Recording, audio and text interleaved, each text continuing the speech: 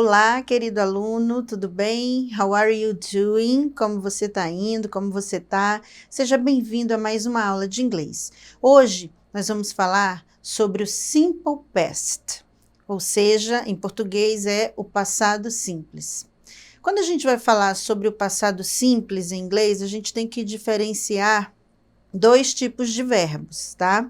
Em inglês, nós temos os verbos regulares e os verbos irregulares. Na aula de hoje, nós vamos falar sobre o simple past dos regular verbs, ou seja, do passado simples, mas apenas dos verbos regulares. E é muito importante você saber diferenciar, você precisa saber diferenciar um verbo regular de um verbo irregular, tá? Acompanha comigo no slide algumas frases que a gente vai ver primeiramente em português, para depois a gente entender como que é na língua inglesa, ok?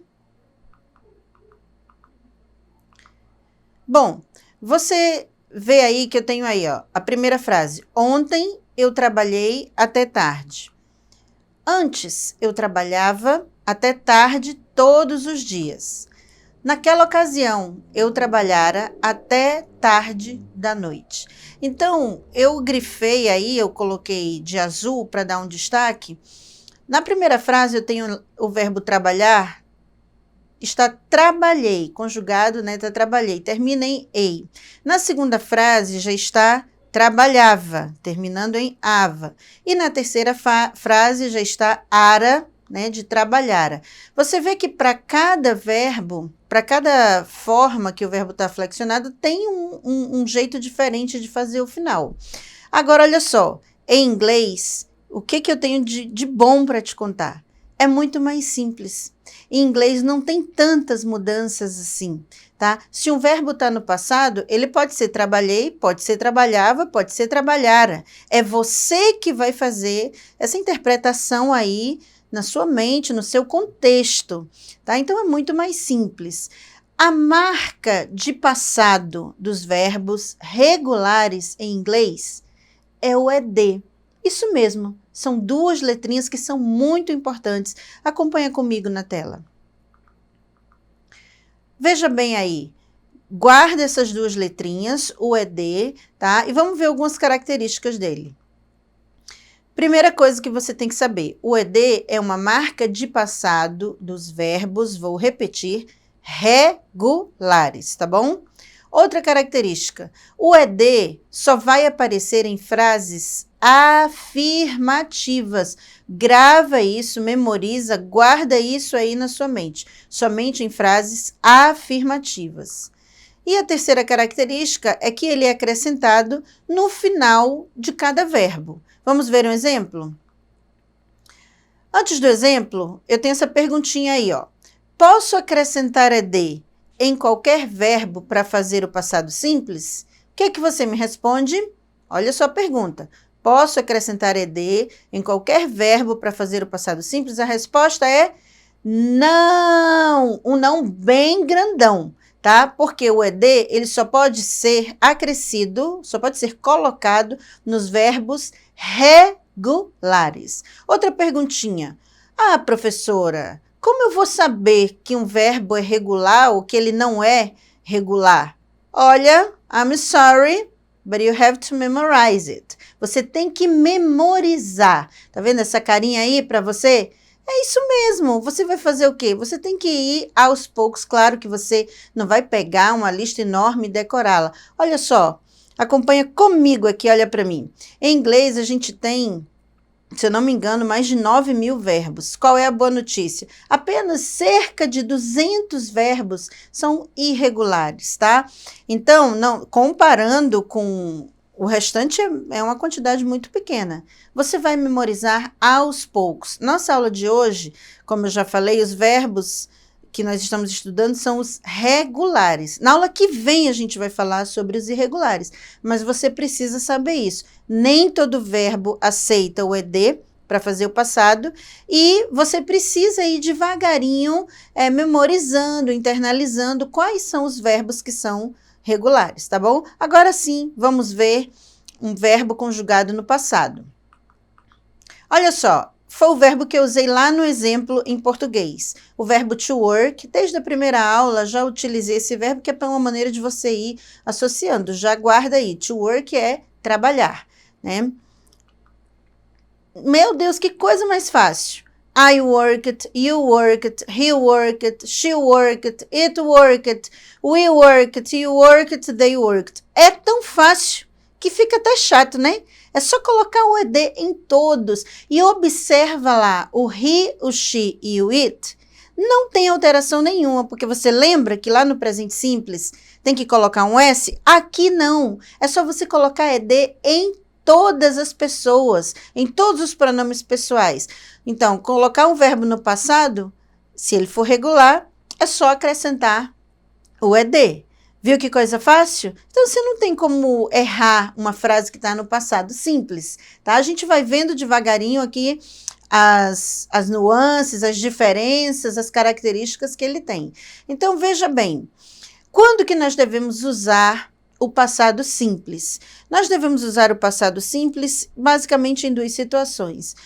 Quando você vai falar de uma ação que está acabada, morta, enterrada no passado, e que esse passado é definido. Por exemplo, ontem eu fui à igreja.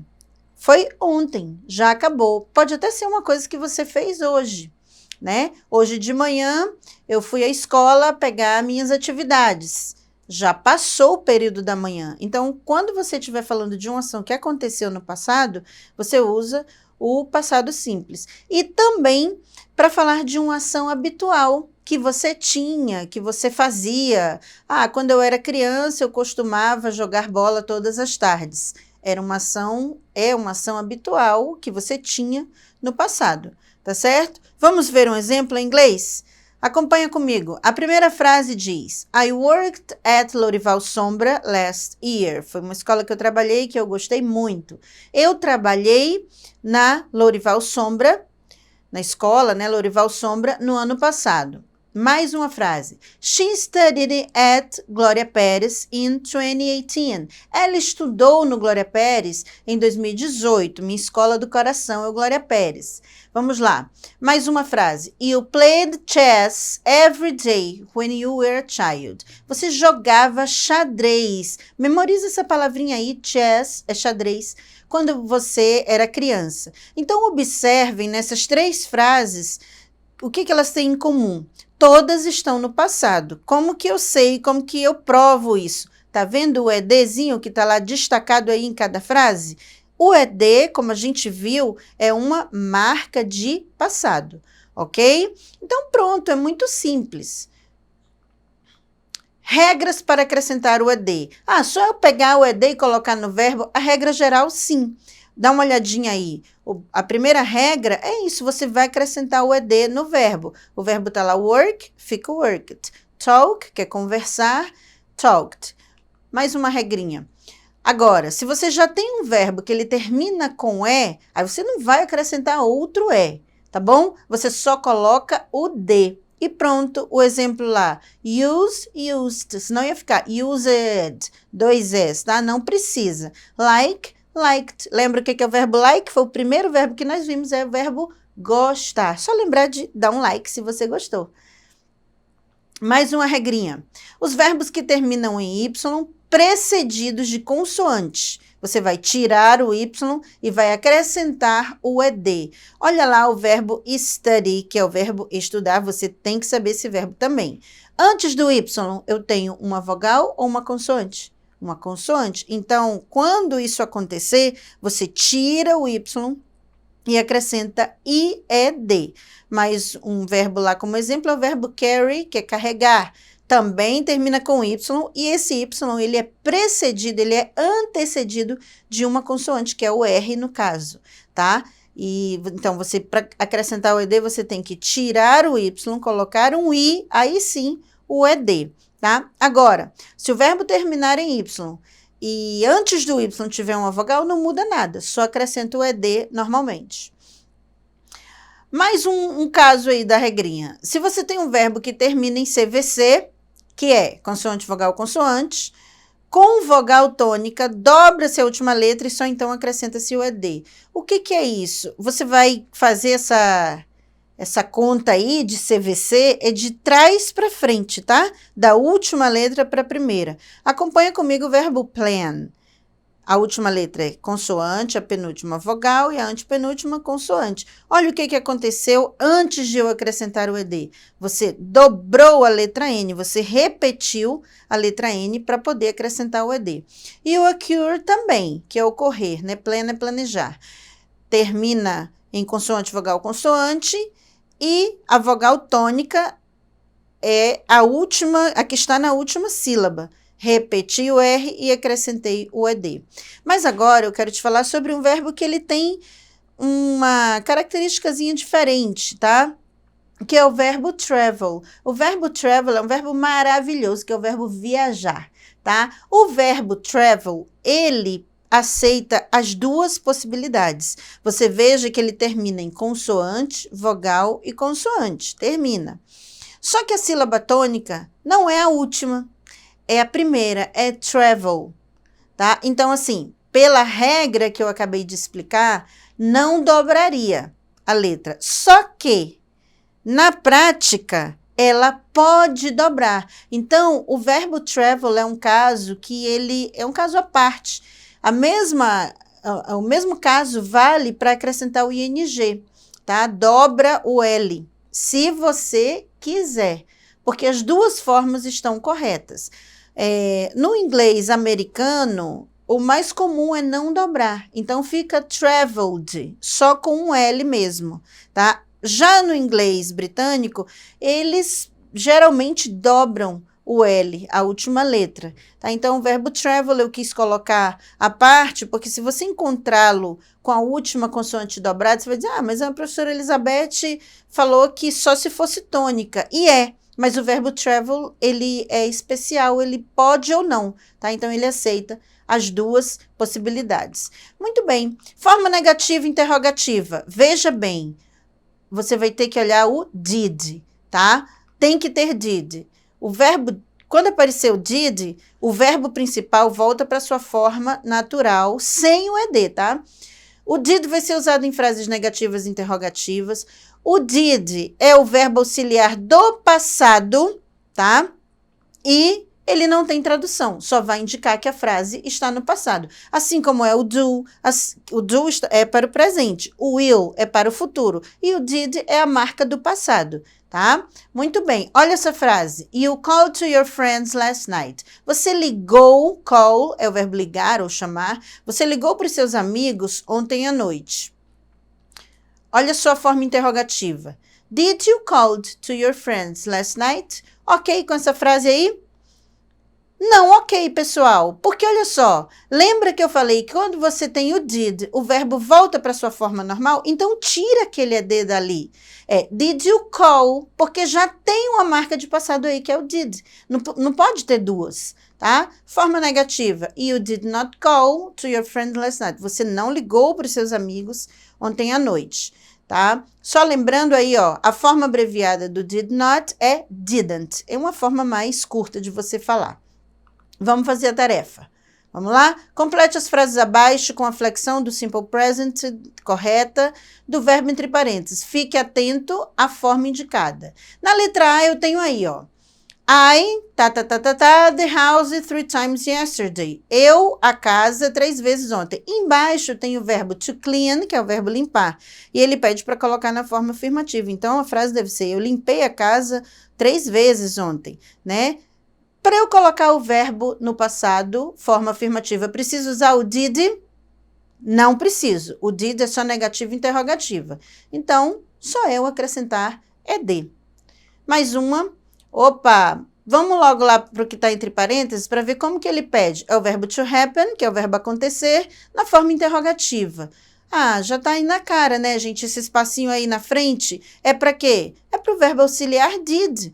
Lembra que o did é usado em formas interrogativas, frases interrogativas e negativas. E o verbo volta para sua forma normal. Se você me perguntar por que a frase A tem ED e a frase B não tem? A letra A, ele pede o verbo na forma afirmativa. E a letra B é na interrogativa, tá bom? Entendeu, né? Vamos fazer uma revisão agora dos provérbios que a gente já viu até hoje? Será que você conseguiu memorizar? Se você não memorizou todos os provérbios, eu te desafio a você memorizar, porque assim você vai melhorar o seu inglês, você vai ampliar o seu vocabulário, além de você estar treinando a pronúncia. É bom estudar inglês, tá? Vamos lá. Se eu colocar essa imagem aí, o que que você lembra? Foi da nossa primeira aula. Practice makes perfect. Muito bem. A prática leva à perfeição. E esse aqui? Em português, eu sei que você já sabe. Nem tudo que reluz é ouro. Mas como eu digo isso em inglês? All that glitters is not gold. Repete comigo. All that glitters is not gold. Nem tudo que reluz é ouro. E ali, esse já não faz tanto tempo, faz menos tempo que eu passei esse aí. A grama do vizinho é sempre mais verde. The grass is always greener on the other side of the fence. E esse aí? Não adianta chorar pelo leite derramado. It's no use crying over spilled milk. Vou repetir esse aí. It's no use crying over spilled milk. E o último, que não tem imagem aí, é work won't kill, but war will, que significa o trabalho não vai te matar, mas a preocupação vai. Gente, por hoje é só. Não esqueça, se você quiser rever essa aula, de ir lá na plataforma Edu, que você vai poder rever, pausar, tá? E além disso, ainda tem algumas atividades lá para você treinar tudo que nós vimos hoje. Até a próxima aula.